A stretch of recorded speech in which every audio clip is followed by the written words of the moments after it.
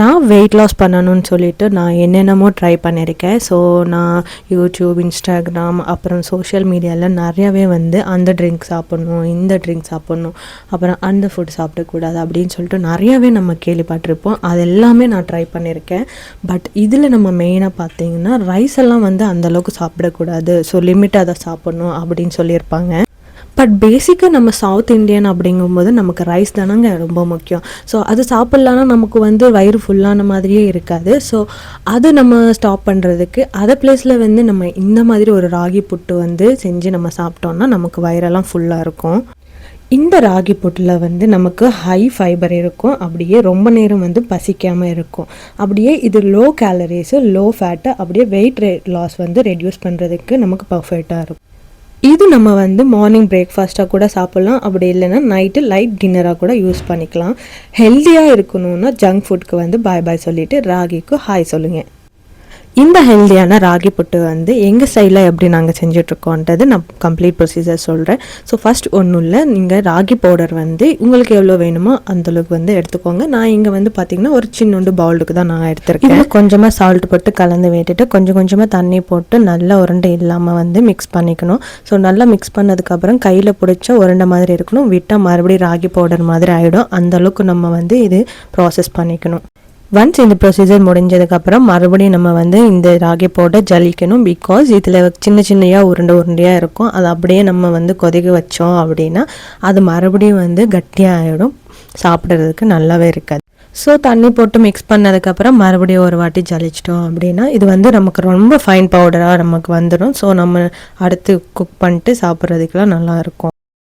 Next step வந்து ஒரு இட்லி பாத்திரம், அப்படி இல்லைன்னா நார்மலாக ஏதாவது ஒரு பாத்திரம் வந்து எடுத்துகிட்டு அதில் 1 லிட்டர் இல்லைன்னா 2 லிட்டர்ஸ் அந்தளவுக்கு தண்ணி வந்து போட்டுக்கணும். நார்மலாக நம்ம எப்படி இட்லிலாம் சமைக்கிறோம் சேம் அதே ப்ரொசீஜர் தான் இப்பயும் நம்ம ஃபாலோ பண்ணுறோம். ஸோ ஒரு இட்லி பாத்திரத்தில் வந்து ஒரு இட்லி பிளேட் மட்டும் வச்சுட்டு ஒரு காட்டன் கிளாத் வந்து எடுத்துகிட்டு அது நல்லா வாட்டரில் வாஷ் பண்ணிக்கோங்க. அதில் எந்த டஸ்ட்டுமே இருக்கக்கூடாது, அப்படி இல்லைன்னா நமக்கு ஒரு மாதிரி ஸ்மெல் வந்துடும்.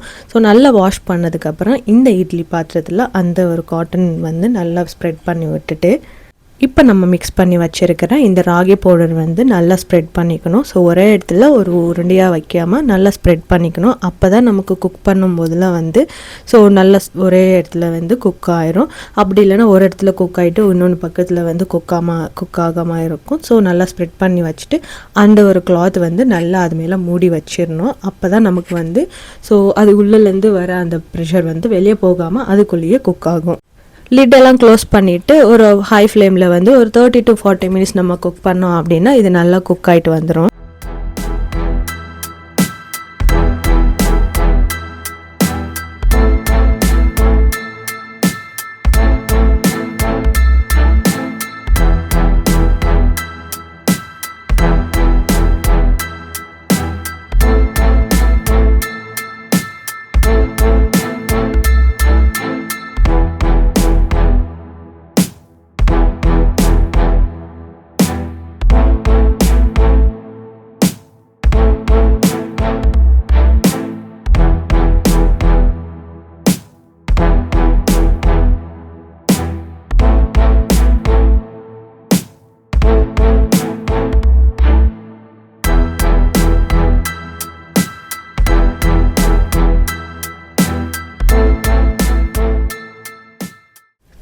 மினிட்ஸ் முடிஞ்சதுக்கப்புறம் அதை நம்ம ஒரு சின்ன ஸ்பூன் வச்சுட்டு அப்படி இல்லைன்னா இந்த மாதிரி ஒரு நைஃப் வச்சுட்டு நீங்கள் அதில் வந்து செக் பண்ணி பாருங்கள். ஸோ எதுவும் அதில் ஸ்டிக் பண்ணிட்டு வருது அப்படின்னா அது குக் ஆகாத மாதிரி தான். ஸோ நல்லா எதுவுமே ஸ்டிக் ஆகாமல் நல்லா பொடி பொடியாக இருந்ததுன்னா நல்லா குக் ஆன மாதிரி தான் இருக்கும். இது வந்து நம்ம நிறைய குக் பண்ண வேணாம் அப்படின்னு சொல்லிட்டு கம்மியாகவும் குக் பண்ண வேணாம். ஸோ ஜாஸ்தியாக குக் பண்ணாலுமே வந்து அது பார்க்க நல்லா இருக்காது, சாப்பிடவும் நல்லா இருக்காது. ஸோ கம்மியாக குக் பண்ணோன்னா அப்படியே பச்சையாக இருக்கும். ஸோ மீடியமாக தான் நம்ம குக் பண்ணிக்கணும். ஸோ அது குக்காக இருக்கா இல்லையான்னு செக் பண்ணுறதுக்கு ஒரு சின்னோண்டு ஸ்பூன் வச்சு நம்ம செக் பண்ணி பார்த்தோன்னா நமக்கே தெரிஞ்சிடும். அவ்வளோதான், நம்ம புட்டு ரெடி ஆன மாதிரி தான். அதை வந்து எடுத்துகிட்டு நம்ம செப்பரேட்டாக ஒரு பிளேட்டில் வச்சுக்கிட்டு ஒரு 5 to 10 மினிட்ஸ் வந்து நம்ம அது கூல் பண்ண விடுவோம்.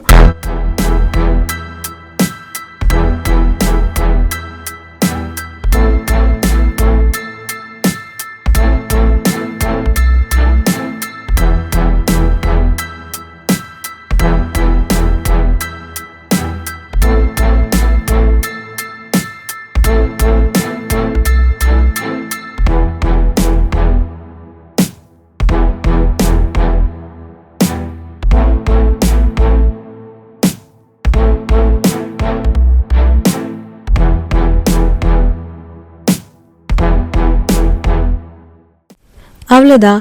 ஸோ இப்போ நமக்கு வந்து நல்லா கூலாக இருக்கும். அது வந்து ரொம்ப கொஞ்சம் உருண்டையாக இருக்கும்ல, அது நம்ம அப்படியே கையில் வந்து பிசைஞ்சு விட்டோம் அப்படின்னா அப்படியே வந்து நமக்கு பரபரன்னு வந்துடும்.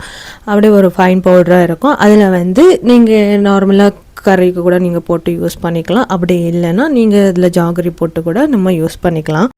ஆக்சுவலாக எனக்கு கறியில் போட்டு சாப்பிட்ணுன்னா அந்தளவுக்குலாம் பிடிக்காது. அதனால தான் இதில் வந்து நான் ஜாகரி வந்து யூஸ் பண்ணிக்கிட்டு இருக்கேன். ஸோ கொஞ்சம் நம்ம வந்து லைட்டாக யூஸ் பண்ணிக்கணும். இன்கேஸ் நீங்கள் வெயிட் லாஸ் பண்ணணும்னு நினச்சிட்டிங்கன்னா.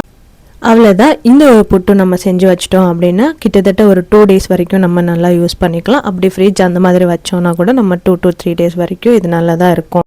இந்த வீடியோ உங்களுக்கு பிடிச்சிருந்தா லைக் பண்ணிவிட்டு நீங்கள் என்ன நினைக்கிறீங்க அப்படின்றத கமெண்ட் பண்ணிவிட்டு உங்களுக்காக வீடியோ க்ரியேட் பண்ணதுக்கு ஒரு சப்ஸ்கிரைப் பண்ணலாமே.